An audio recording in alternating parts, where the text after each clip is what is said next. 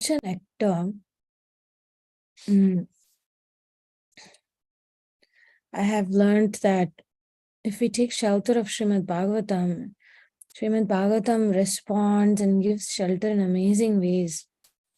Because Srimad Bhagavatam really transforms our perspective and gives us insights about great devotees and their dilemmas and their life and decisions. And Srimad Bhagavatam reveals Krishna's emotions. It reveals how amazingly Krishna takes different incarnations. And I'm just thinking, yes, Krishna, the Supreme Personality of Godhead. No, Kapila Dev's incarnation, Kapila Dev as Kapila Dev incarnation.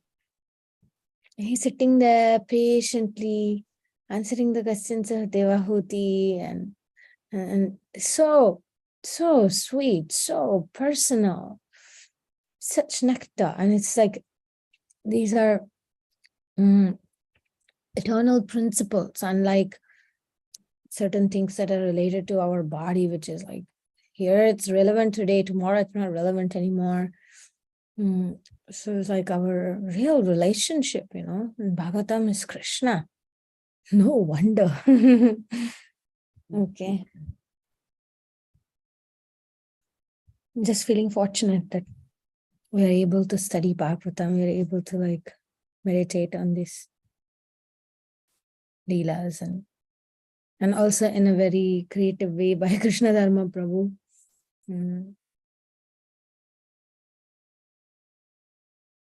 Let's begin.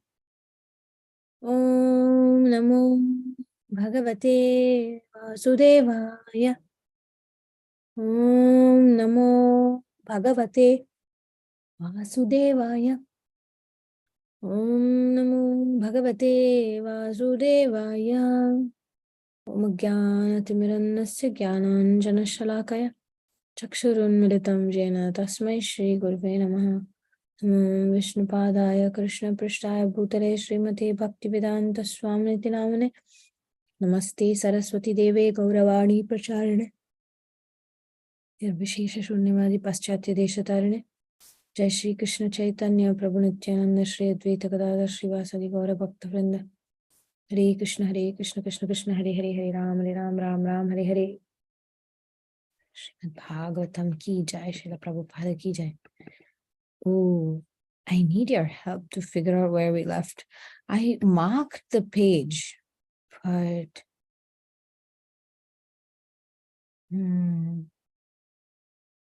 I marked the page, but I don't know how to go to the page that I marked.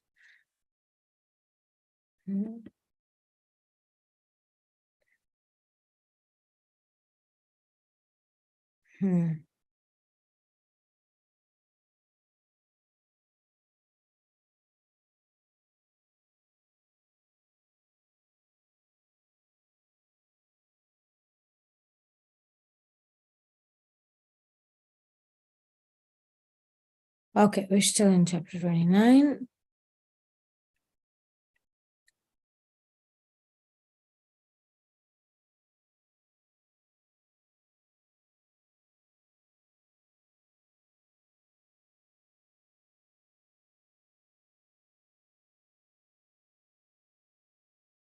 Okay, yeah. So then his mind, when one is endowed with all these transcendental attributes, his consciousness will be purified. Then his mind will become spontaneously attracted to hearing my name and qualities as I previously described.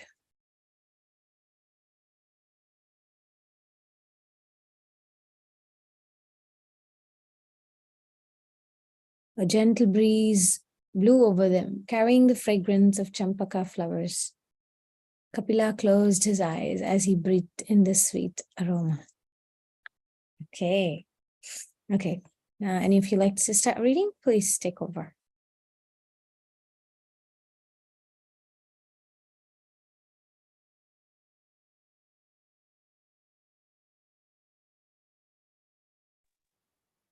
After a few moments, he said, Just as this breeze carrying the fragrance of flowers captures our sense of smell, similarly, when one's consciousness is saturated with devotion, one captures the supersoul, who is present everywhere. Kapila paused, his face assuming a deeply thoughtful look. He spoke gravely. There is something aspiring devotees must know. I am situated in the hearts of all beings as the Supersoul. If one worships my deity form in the temple but disrespects other living beings, his so called worship is simply imitation. Such a person's worship is in the mode of ignorance and is compared to one who offers oblations into ashes. In other words, it is useless and gives him no benefit, even though he offers me respect.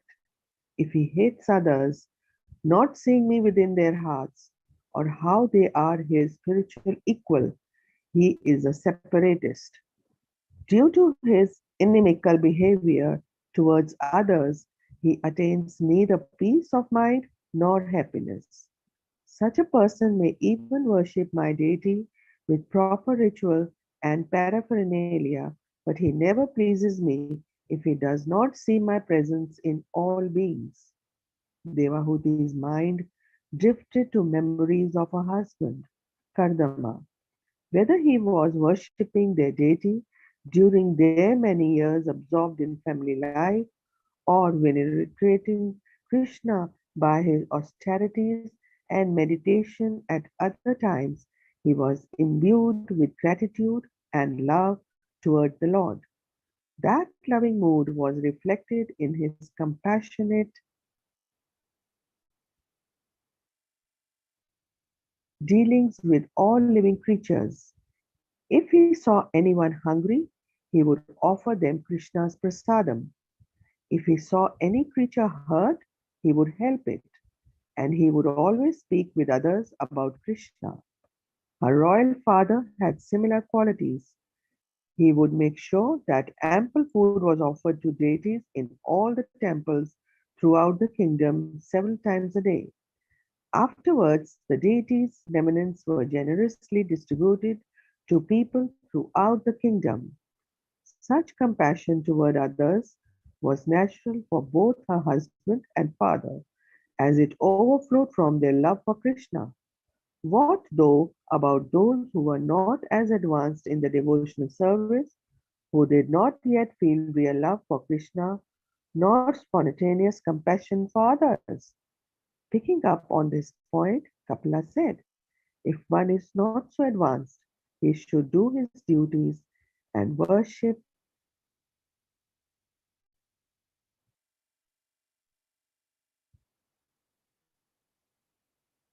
Let's pause here for a second.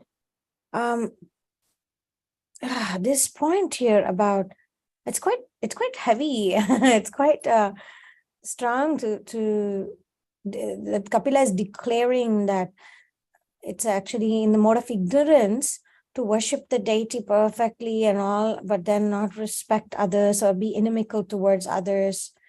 And because that kind of inimical behavior cannot give anybody peace of mind or happiness. That's quite a principle, right? And that's why Srimad Bhagavatam begins with Paramo Nirmatsaranam Satam. It's like it's meant for the non-envious. Sometimes I'm discussing other topics such as 12 steps or Enneagram or other subject matters of human psychology, human powerlessness, and our need and our to take shelter of something higher, etc., etc. But to understand Srimad Bhagavatam, to actually benefit from Srimad Bhagavatam, one needs to already be good at certain basics, such as, I'm thinking of Saint Francis' prayer. You need to already be in that position to be able to relish Bhagavatam deeply. Srimad Bhagavatam always purifies, it's like a ripened mango without seed, without skin. Anywhere you bite it, it's very delicious. At the same time, to be able to really develop appreciation, to really able to find that deep connection, one needs to be on a certain platform of Sattva Guna, where one has no envy, one has a compassion, one is intelligent to discard material motivations, all that. Then, wow, Bhagavatam really becomes a person, becomes that shelter that we cannot compare with anything. Thinking of my Shiksha Guru, take shelter of Srimad Bhagavatam in this way, amidst all the chaotic external life situations. And I must say I'm inspired to see that, because he shows me that it's possible. It's possible for somebody to have that kind of absorption. No matter which part of the world he is, what he is doing, he's always traveling. Yes, he's an advocate and everything. So every morning he wakes up at 2:00, chants and finds the shelter in Bhagavatam, and was telling me that that's his most favorite moments, because everything else he feels like I have to do this obligation, but waking up, chanting Bhagavatam is something he enjoys so much. He's looking forward for it. And even if he has hardly slept, he wakes up very excited. And I was thinking, wow, that would be so nice to have that kind of connection. And yeah, sometimes I'm thinking, 5:00, I have the Bhagavatam, and I wake up just before the Bhagavatam. I'm not done with my rounds some days, and I'm thinking, yeah, it's a long way to go. But the desire, the willingness itself is a good step towards developing attachment. Sometimes I do feel maybe a little bit triggered and unqualified when I'm studying. If you do this, then this is really bad, and then there is a little bit of discouragement. But actually, Srimad Bhagavatam is our well-wisher, right? It's our Madhika Bandhu, Mad Sangi, Mad Guru, Man Mahadana, Man Nishtaraka, Mad Bhagya, Mad Ananda Namostute. Srimad Bhagavatam is that only friend and only companion. The guru, Bhagavatam is my guru, is my guide, is my mentor. And it's my great fortune, such a great fortune Srimad Bhagavatam is, because of Srimad Bhagavatam we can transform our existence. So, we can study Bhagavatam in the 3 modes of material nature, right? On one level, we can just study as a religious thing. Okay, this is Bhagavatam, I'm reading Bhagavatam, I'll get some punya by reading Bhagavatam. Some Indian conditioning to think like that, right? But to really absorb and want to live by the principles, it's like living Srimad Bhagavatam, living principles of Srimad Bhagavatam. Yeah. No wonder they say scriptures are alive, and this is what it is. And the other day I gave class on to my Russian students, and the topic was something about Rasa Leela, Rasa dance. And I was bringing up this point that, that some of the gopis that Krishna danced with in his Rasa Leela pastime, some of the gopis were scriptures personified. Veda scriptures personified became gopis. There are different kinds of gopis, right? Some were rishis, sages, some were personified scriptures. And I'm trying to assimilate that information. It's like, wow, far out. You don't need any science fiction movie. This is like includes everything. Any comments, any questions, any thoughts? Yeah, thank you so much for sharing about how your Shiksha Guru enjoys Srimad Bhagavatam. What a deep relishing feeling that he derives from hearing. Just by hearing all these people who are like, who are still there in this planet with us right now, and then they who are relishing so much, right? And then just hear them, it's very inspiring. That why I'm not taking deep shelter of Srimad Bhagavatam. I feel like that. So thank you. You are taking shelter. Yeah, not like deep. we are practicing, right? We may Yeah. not be at the stage that we are looking forward for that, like my Shiksha Guru is like that, looking forward. And any situation, any question I ask, he'll quote, then he'll go to that Bhagavatam in such an amazing way. So it's like a relationship, it's a develop, and it has happened over decades. It's not something overnight. And so we are also developing that, right? Like this discussion we are having, it's giving us the insight that Srimad Bhagavatam is holding the hand and saying, come, let me uplift you. Like that. Like yesterday, whatever I discussed with all of you, it really helped me so much. And it's the mercy of Srimad Bhagavatam. And today the conclusion is, here it is, come on, stop being, don't be in the mode of ignorance, take advantage of the spiritual life, like that. Today is like that conclusion, that sentence, this one, what I just highlighted here. So we want peace of mind and happiness, right? And the way is to give ourselves completely to Krishna. So yeah, it's true. When we see devotees who are making it, like it gives us hope that, oh, it's possible. It's not just theory, right? Yeah, beautiful.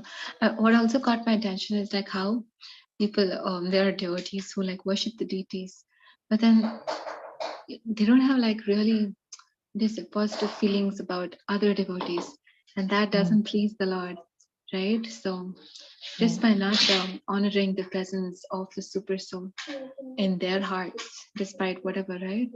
If you're not able to do it, then it doesn't please the Lord. That's very striking. I see that so much in the temple environment, especially in the deity side, either cooking or dressing, whatever, they're so absorbed and there's so much of love for the Lord. And then I see the other devotee also has so much of love for the Lord. Yet there's so much of discrepancy amongst the two devotees, whether be it honoring or not. And then it's like it kind of saddens me, like the object of love is the same, and you're also trying to please. This person is also trying to please. Then there should be like more happiness, right? And encouraging, and what do you say? Being really happy that my object of love, Krishna, is being pleased by this person, but that is not there. That is still not there. Perhaps it's still immature or something. Not sure about that. But then it's really sad. It's really sad when that kind of feeling is not happening. It's sad to watch. True. Because there's so many factors, right? So anarthas and conditionings and all this. So it's not easy overnight for us to. That's why I keep saying we have put between each other like sandpapers, the rough edges scratching us, and then finally we become purified from that. So there's Krishna has different ways to achieve the goal. Something else I wanted to add to what you were saying.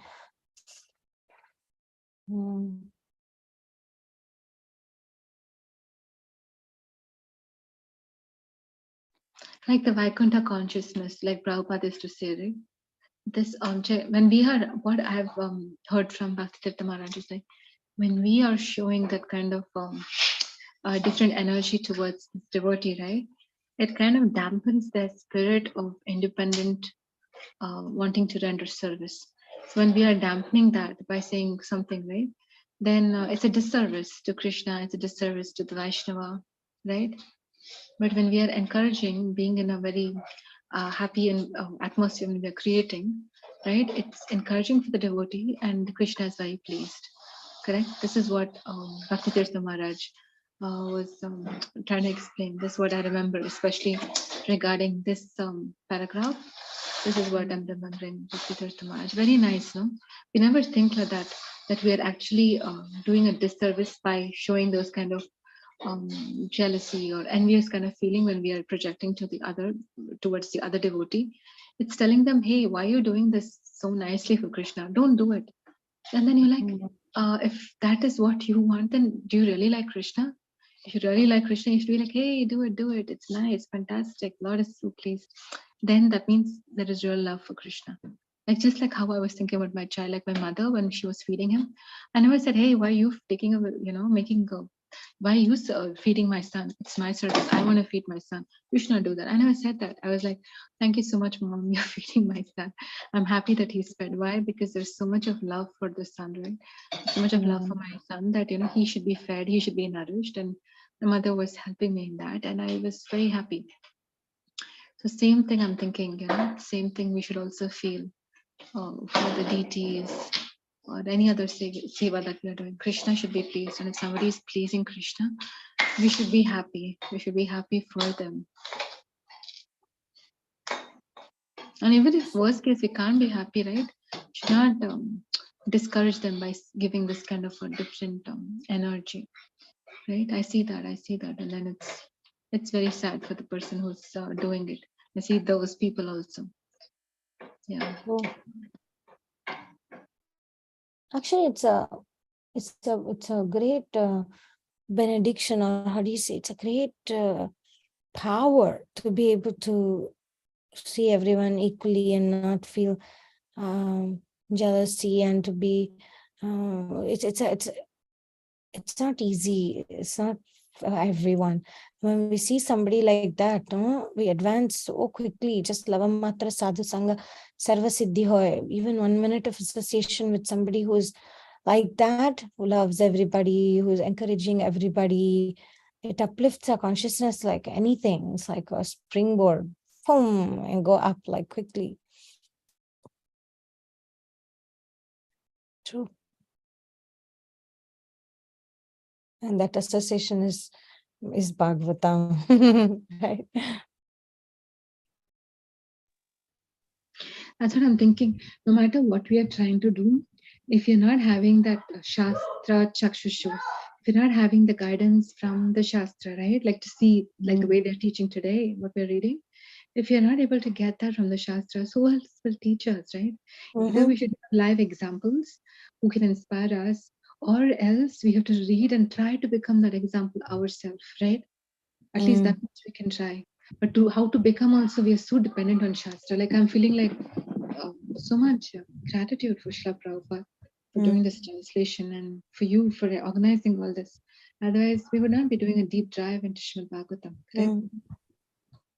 I mean, we can see, right, how Prabhupada prioritized this writing commentary of Bhagavatam, how much austerities he went through and all that. So it shows the importance of it, right? That's our foundation. That's our basic shelter. Without that, what are we, just some fake spiritualists. But Bhagavatam is what gives us context about our bhakti yoga. And the difference is that it's not just mere sentimentalism, right? It's actually very deep philosophy, and the emotions, like, we were discussing about Enneagram and all. In one sense, it's like the healthiest forness about being so connected to Krishna's emotions, and being so deeply, absorbed in Krishna Leela that nothing else matters except your own emotional connection. But it's not enough, you see, that's the thing. It needs to go to the aspect of doing the right thing, treating everybody nice. It's not just only about getting lost in your emotions for Krishna, meaning not just Bhajananandi, this path is not just becoming Bhajananandi, but to become a Goshyanandi, to be able to give to others.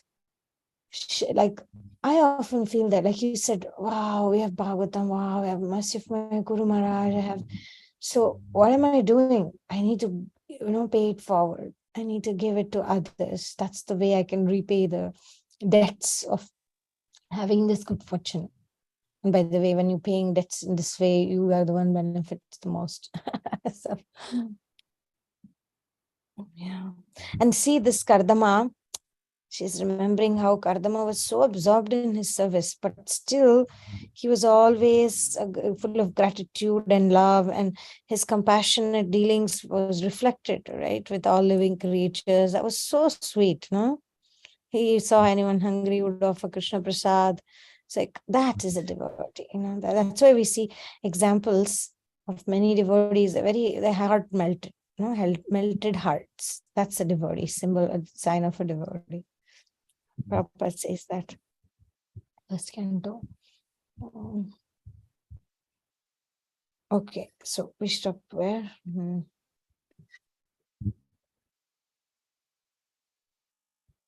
Taruni Radha or Rajeshwari, would you like to continue reading? Yeah, sure. It's beginning, right? Maybe the desire to see me in his own heart and the hearts of others. Is it the same correct page that I'm reading? Is it here, Rasastali Mataji? The Yes, previous yes. one. Yeah, okay. Kapila fell silent. Yeah. Got it. Kapila fell silent. He closed his eyes and his demeanor became serious. As the blazing fire of death, I cause great fear to whoever makes the least determined discrimination between himself and the other living entities because of bodily differences. Wow. So that means I cause great fear. So if we are, I have a question. So I'm just thinking, if we are discriminating, so that means it's so bodily absorbed, and I'm thinking like I am this body, and I'm not able to honor the other, the other living entity, thinking Krishna is there. If that is not there, then it'll engross us. I mean, that'll cover us with fear. And then when the person is having fear, there's no peace of mind and all that, like what the Bhagavad Gita says. And then ultimately the person has to die because they've not achieved the super soul, or they've not achieved, they don't have bhakti basically, right? But the ultimate truth they've not achieved. As such, they will meet death. Is this the understanding, Mataji? Yeah. Okay. How nicely they've told, no? My God, beautiful. Opening his eyes, he looked at each person present, stressing to them the secret of spiritual success. Wow. Therefore, by charity, by respecting superiors, and by friendship to all, one should elicit my favor, for I abide in everyone's heart as a super soul. Devahuti wondered how one could avoid discrimination based on the body. Should one treat vicious creatures like snakes in the same way as one did benevolent to well-wishers? Kapila addressed this doubt.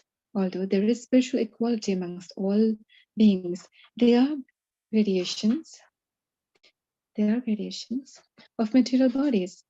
Understanding these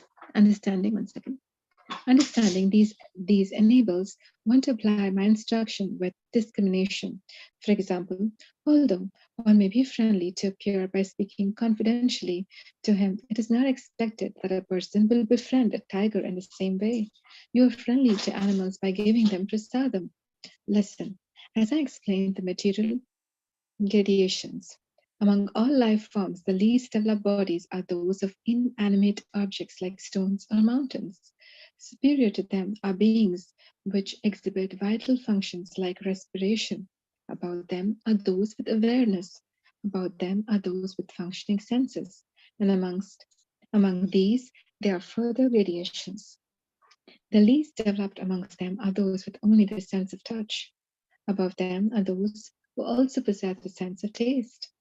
More developed are those who can also smell, and still more developed are those who can hear. Among those life forms in which all the sense organs function, there are further gradations.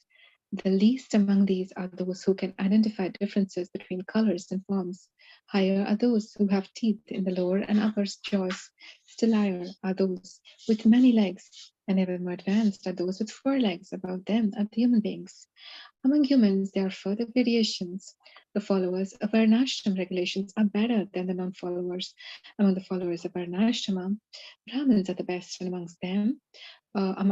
among them, those who study the Vedas are the best. Amongst these, those who understand the Vedas' real purpose are the best.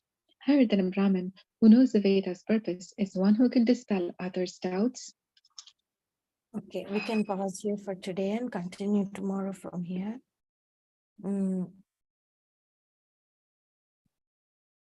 This is so important because Bhagavad, just now Kapila was saying, oh, you should see everyone equally, and then describes, right, all the gradations of the jivas. So this shows that That's the Achintya Bheda Bheda principle. We must not make discrimination, but also we should use our brain and properly discriminate and act accordingly. So it's like simultaneously discriminate and don't discriminate simultaneously. That's Krishna consciousness. That's the power of Srimad Bhagavatam's knowledge. Knowledge gives us so much perspective. Without knowledge, we are just animals.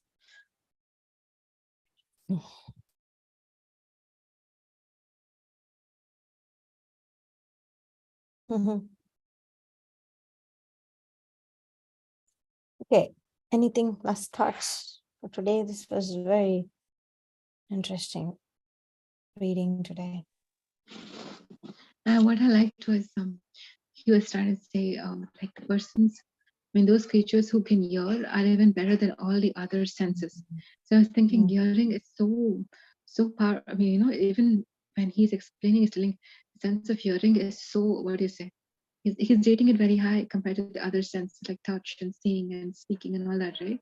So I was thinking it's through hearing, like our chanting also, we're hearing, we're progressing. When we're hearing Bhagavatam, we're progressing. How a sleeping soul can also be woken up only by sound, Prabhupada says many times, right? So that just got my attention, and I'm like, wow, I'm just feeling so grateful to be able to hear, right? How wonderful. True.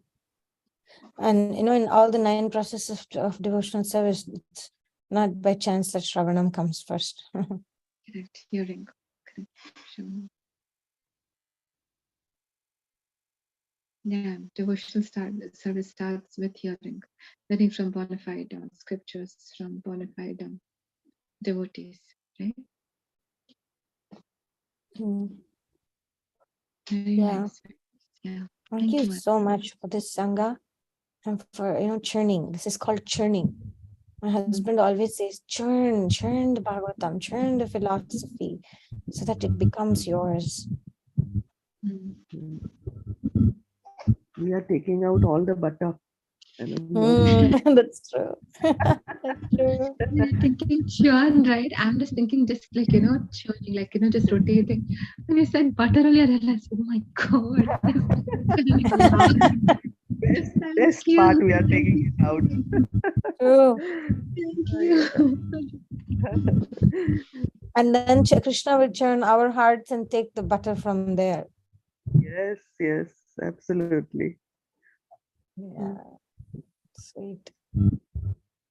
Yeah, let's be grateful that we have this great opportunity to be part of this great parampara, and we are benedicted with this touch of Bhagavatam, like a shower of nectar. And it's true, it's like mango, right? You eat anywhere you bite, it's delicious. That's Bhagavatam.